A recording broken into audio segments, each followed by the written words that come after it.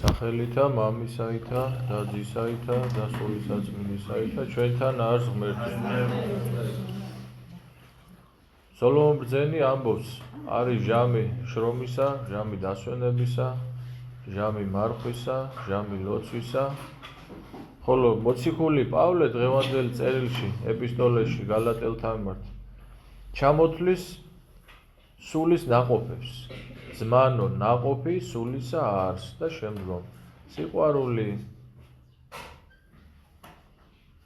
სიხარული, სახიერება, სულგრძელება, მარხვა, მოთმინება, ესე იგი ერთ-ერთი ნაყოფი სულისა არის სწორედ მარხვა და ჩვენ მოვაწიეთ ვიდრე ამ ჟამამდე, დღეს არის უკვე ხვალინდელი დღე უკვე არის მარხვის აღება, შეუდგებით ჩვენ მარხვას. და ძალიან მნიშვნელოვანია გააზრება იმ ყველა სახარების შინაარსისა, იმ იგავებისა, რომელსაც მოსამზადებელი პერიოდი ქვია და რა თქმა უნდა დღევანდელი დღისა და დღევანდელი წაკითხული სახარებისა. ძალიან მნიშვნელოვანია, იმიტომ რომ ნახეთ პავლე მოციქული რას ამბობს, ნაყოფი სულისა არსო და მერე ჩამოთვლის. ესე იგი საქმე, რომელსაც ჩვენ დედა ეკლესია გვასწავლის რა უნდა ვაკეთოთ და როგორ უნდა ვაკეთოთ, ხორციელი არ არის. სულის ნაყოფია სულიერი საქმეები და ეხლა დგება ჟამი სწორედ სულიერი შრომისა და სულიერი ღვაწლისა. და რატომღაც აი ნახეთ დედა ეკლესია იცით თქვენ რომ შემთხვევით არაფერი არ არის განწესებული და განჩინებული, რა თქმა უნდა ეს სახსენებელი კალენდარულად როდის ვისი ხსენება არის. კალენდარში არის ხოლმე თქვენ შეხვდებათ კალენდარში რომელიმე წმინდანების ხსენება და შეიძლება რაღაც ნიშნით იყოს აღნიშნული და ქვემოთ ამ ნიშნის განმარტება იყოს შეიძლება რომ ქვემოთ ეწეროს შეიძლება რომ ეს დღე ეს ამ წმინდანების ხსენება აღესრულება ესე იგი მარხვის დიდ მარხვის დაწყების წინა შაბათს დაუშვათ, ხო? და დღევანდელ დღეს ეკლესია აღასრულებს ასეთი წმინდანების ესეთ რანგს ყოველთა ღირსთა მამათა ღვაწლით გამწყინებულთა. უყურეთ? ღვაწლი არის ახლა მარხვა გარკვეული ღვაწლია, ვინც ამას შეუდგება. მარხვაში თუ ჩვენთვის არაფერი არ იცვლება მაგალითად, ხო? მარტო ოდენ თუ ხორცი ამოვიღეთ ჩვენი საკვებიდან და რძის ნაწარმი, მარტო ოდენ ამით თუ შემოიფარგლება ჩვენი მარხვა, ეს არ არის მარხვა. ეს არის როგორ გითხრათ ეხლა რომ აი დღეს წერია დღევანდელი სახარებაში წერია რომ თქვენო მოწყალებას რო გასცემთო ამასო საჩვენებელად კაცთან უიქმთო და გინდა რო ლოცულობთო ისე ილოცეთო რომ მამამან თქვენმან რომელიცო ხედავსო დაფარულსაო მოგაგოს თქვენ ცხადად. ანუ რა არის ისიც ჩვენ შეიძლება ხან ვერც კი ხვდებით, მაგრამ ამ ხორცის ჭამას და ამ რძის ჭამას ვანებებ თავს იმის გამო რომ გამოვჩნდეთ როგორც მარხველები. და მერწმუნეთ რომ სასყიდელი უკვე ჩვენი სასყიდელი აქვე მიღებული გვაქვს ჩვენ. და ნამდვილი მარხვა რა არის, ესე იგი მე ყოველთვის შეგახსენებთ ამას რომ ესე იგი ნამდვილი მარხვა ეს არის დამარხვა ღვთის მცნებებისა. ანუ მცდელობა უბრალოდ, იმიტომ რომ ადამიანები ჩვენ უძლურები ვარ და აი ამ უძლურების გამო, ჩვენი უძლურების გამო აი ზიარების სინალოცვებში წერია რომ კაციო ესაო რა ქვია თიხაი თვით განწმენდად ვერ შემძლებელა არსო. ანუ ადამიანები ჩვენ თიხა ვარ. ყველაზე პირველი სახელი ჩვენი რა არის, იცით? ბიბლიაში წერია რომ და შექმნა ღმერთმა კაცი მომღებელმა მტვერისამან. მტვერი ვარ ჩვენ. ყველაზე პირველი ეს სახელი არის ადამიანის. მერე შთაბერა სული უკდავი. ხო და ჩვენ და მტვერი და თიხა თავის განწმენდად ვერ შემძლებელა არის. ამიტომ ქრისტე მოვიდა ამ ქვეყნიერებაზე და პირველი მე მინდა შეგახსენოთ რომ პირველი ღვაწლი აი ღირსთა და ღვაწლით გამწყინებულთა ხსენება არის. აი მივაქციოთ ყურადღება რატომ ადამიანის აი ღირსი ზოგადად არის რანგი წმინდანებისა, რომელიც შეიძლება მოწამეობრივად აი რასაც ქვია არ აღსრულებულა, მაგრამ მთელი ცხოვრება მისი იყო მოწამეობა და ასე გამწყინდნენ. და პირველი ღვაწლი, რომელიც უფალმა განკაცებულმა ღმერთმა ეს თქვენ იცით ქრისტეს ორი ბუნება, პირველი, ესე იგი, ღვაწლი აი ამ ჩამოთვლილი ღვაწლიდან უფალმა პირველი რაც აღასრულა ეს იყო მარხვა სწორედ. ამას ჩვენ უნდა მივაქციოთ ყურადღება, აი ისევ ვკითხულობთ ხოლმე სახარებაში, რომ უფალმა ნათლისღების შემდგომ იმარხა 2-20 დღე და 2-20 ღამე და მერმე შეემშია და მერე მოვიდა გამომსწრელი და მოუწყო ის რაც მოუწყო, ხო, მაგრამ დააკვირდით რომ ესე იგი განცხადებიდან, ანუ განცხადება ხო ნათლისღებას ქვია. როცა ქრისტე განცხადდა, გამოჩნდა პირველი რაც აღასრულა ეს იყო სწორედ მარხვა. და მერე როდესაც შეემშია მას ადამიანი, როგორც ადამიანი მოშივდა მას და ნახეთ ბოროტი საიდან მოდის, ესე იგი ზუსტად იმ აიყურეთ ბოროტი ადამიანს უყურებს და რომელიც სისუსტეც აქვს, სწორედ იმ მხრიდან უტევს. ეხლა ჩვენ შორის ეხლა ყველა სხვადასხვა ბრძოლა გვაქვს. მივხვდით? და ეს იმან ძალიან კარგად იცის და ძალიან დიდი და ვერაგი მტერი არის კაცთან მოდგმის, მინდა გითხრათ და მოდი ახლა ჩვენ ამ მიმართულებით რომ არ წავიდე და პირველსავე სიტყვასა მოვიდეთ, ესე რომ თქვა და დღევანდელი სახარების შინაარს რომ არ თანაწავხდეთ, ესე იგი საერთოდ მათეს სახარების მე-5, მე-6, მე-7 თავებში ზოგადად არის განწესებული უფალი გვასწავლის როგორ უნდა ვიმარხულოთ, როგორ უნდა ვილოცოთ, მოწყალება როგორ უნდა გავცეთ, ხომ? როდესაც მოწყალებას ჩვენ უნდა მივაქციოთ ყურადღება, ესე იგი რომ დიდმარხვის მოსამზადებელი პერიოდის ბოლოს წინა კვირა, აი წინა კვირას გულისხმობ. ნახეთ რა, მშიოდა და არ მაჭამეთო, მწყუროდა და არ მასვითო, საპრობილეში ვიყავი და არ მოხვიდა, ანუ მოწყალებაზეა გამახვილებული ყურადღება. ჩვენ მარხვა მოწყალების გარეშე რაჟამს იმარხვიდეო, მოყვასა შენსა ნუ გარე მიაქცეო, ნახეთ? ესე იგი შენ თუ ადამიანი მშიერი გეგულება და იმას არ მოეხმარე და გამოხვალ აქა და უბანთაზე დაო, როგორცო ფარისევლებს ჩვევიათო, დაიწყებ ქანდაგებას რომ მარხულობ და ესე ვარ და ისე ვარო, შენი რაღა არის შენი, ანუ მოწყალების გარეშე მარხვა არ შეიწირება, ჩემო ძვირფასებო, ამიტომ გვასწავლის ახლა უკვე ხო იწყება მარხვაში მოწყალების გარეშე არ გამოდის, ხო? ამიტომ გვასწავლის უფალი როგორ უნდა აღვასრულოთ მოწყალება. შენმაო მარცხენამო არ იცოდეს შენი მარჯვენა რას გასცემსო. აქ ხელებზე კი არ არის საუბარი მარჯვენა და მარცხენას. მარჯვენა ზოგადად არის სათნო მხარე, კეთილი მხარე ჩვენში. მარცხენა არის დაცემული ჩვენი მხარე და ბუნება. ანუ შენ როცა კეთილ საქმეს აკეთებო, ნუღარ იმას რა ქვია, ნუღარ გამოდიხარ, ნუღარ ქადაგებ ამას, ესე იგი ჩუმად გააკეთე მოწყალებაო. და ღმერთი რომელიც ჩვენ დაფარულ საქმეებსაც ხედავს, ჩვენი გულის გაფიქრებასაც კი ხედავს, აუცილებლად მოგვაგებ ჩვენ ცხადად. ხო, მოწყალება, ასევე ლოცვის შესახებ, აი მამაო ჩვენო არის თუ კი რამე სათხოვარი არსებობს ჩვენის მხრიდან სწორი ლოცვა, აი ვიცით ხოლმე ხანდახან, რომ აი მოციქულების მივიდნენ, ეკითხებოდნენ უფალს, როგორ ვილოცოთ, რომელია სწორი ლოცვაო, ხო? და ყველაზე სწორი ლოცვა საღვთისმეტყველო შინაარსი არის მამაო ჩვენო, იმიტომ რომ ეს ლოცვა ჩვენ თვით უფალმა იესო ქრისტემ გვასწავლა, ხო? ანუ ყველაზე სულიერი ლოცვა, ყველაფერი არის შიგნით დათქვამი.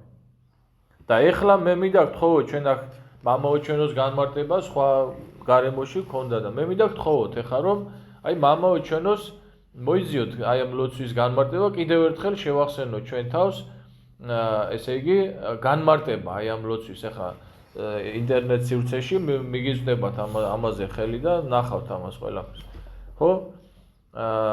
და მთავარი რაც არის რომ ესე იგი აუცილებლად უნდა მიუტევოთ ჩვენ.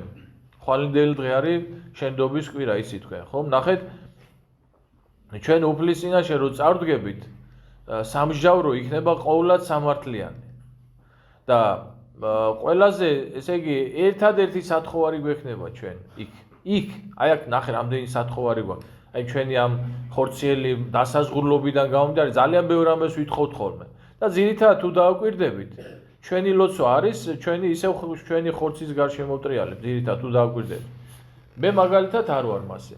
მე უფრო მეტ ამას არ გეუბნებით რაღაც სიკადული და ტრაბახით, მინდა რომ მაგალითი გითხრათ როგორ არის თქვენი მოძღვარი როგორ ლოცულობს პირველ რიგში ცოდვათა მოტივებას ვითხოვ ხოლმე ლოცვაში და მე რა თქმა უნდა აქედან მოყოლებული ახლა რა თქმა უნდა ბევრი არის სათხოვარი და ჩვენი პატრიარქი გვასწავლიდა რომ იმის შემდგომ რაც შენ პირად ლოცვებს შეასრულებ და აღასრულებ შენ უფლის წინაშე შეგიძლია შენი გულის ტკივილი უთხრა ისიც უფალი ახლოს არსო ერთ ადგილას პავლე მოციქული ამბობს ჩვენ გონია რომ უფალი შორს არის უფალი ძალიან ახლოს არის ჩვენ გულთან ყველაზე უფრო ახლო არის ქრისტე და შენ სანამ იტყვი იცის უფალმაო რა მოგცესო ვიდრე თხოვამდე თქვენდაო აქ წერია სახარებაში სანამ შენ ითხოვ მანამდეც იცის უფალმა და მაგრამ მე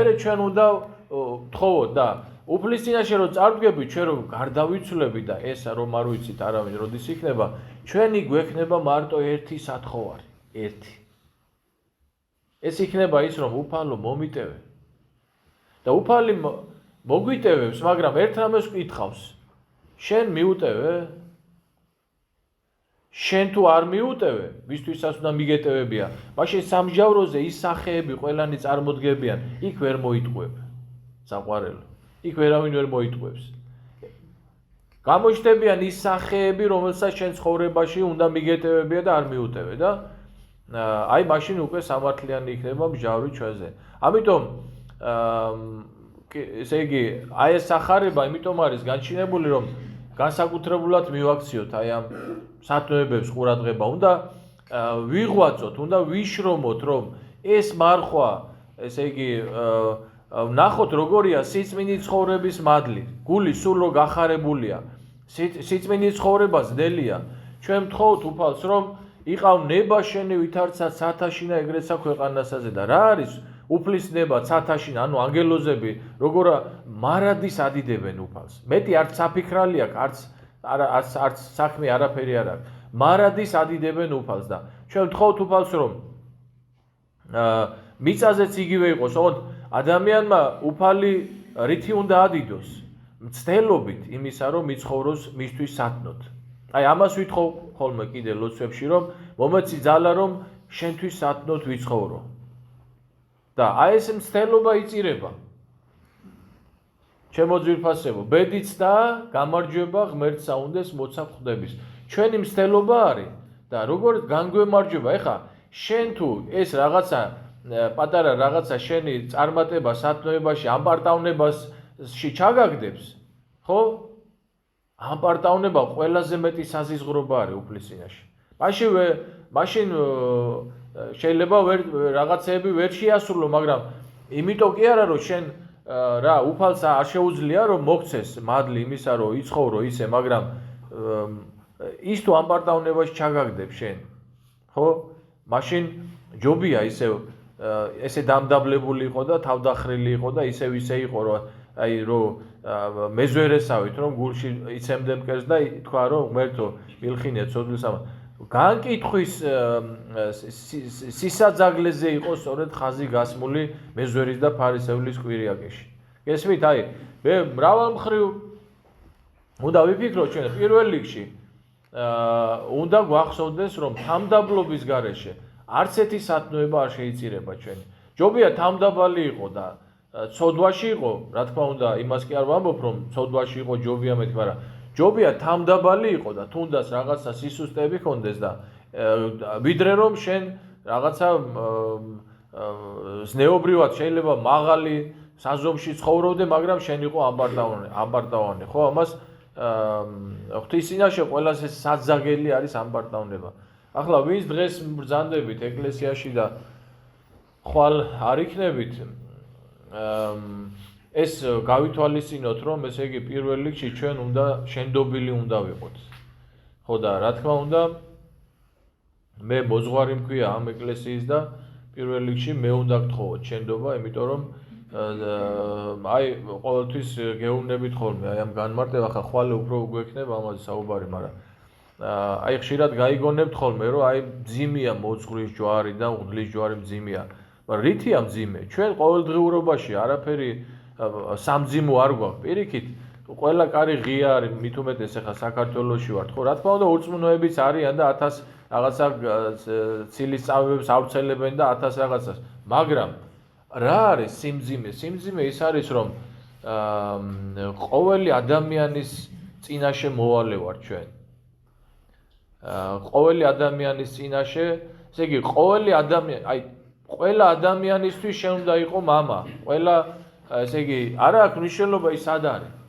რა მდგომარეობაშია, რა სარწმუნოებრივ საზომშია, როგორ არის, მოვიდა ეკლესიაში, არ მოვიდა, ყველასთვის უნდა იყო სამაგალითო, ყველასთვის უნდა იყო მამა, ყველასთვის უნდა იყო მოძღვარი და ეს არის ძნელი.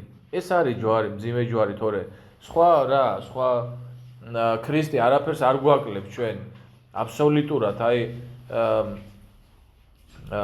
ესე იგი ჩვენ ისით ახლა ღვთლის ცხოვრება როგორა და რითი შემოიფარგლება მისი ყოფა და ცხოვრება და ქრისტე ჩვენ არაფერს არ გვაკლებს ამ მხრივ.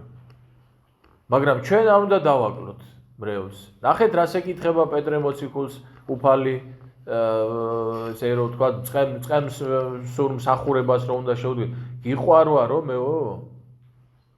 თუ გიყვარვარ მე, მაშინ დაამწყსენ ცხოვარნი ჩემი. ეს არის.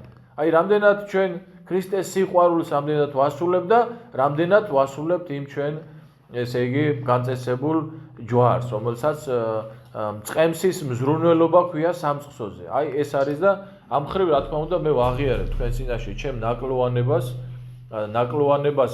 მცირე ნაკლოვანებას კი არა, ძალიან დიდ ნაკლოვანებას ვაღიარებ თითოეული თქვენთაგანის წინაშე და თითოეული რა თქმა უნდა ამ სოფლის მკვიდრის წინაშე.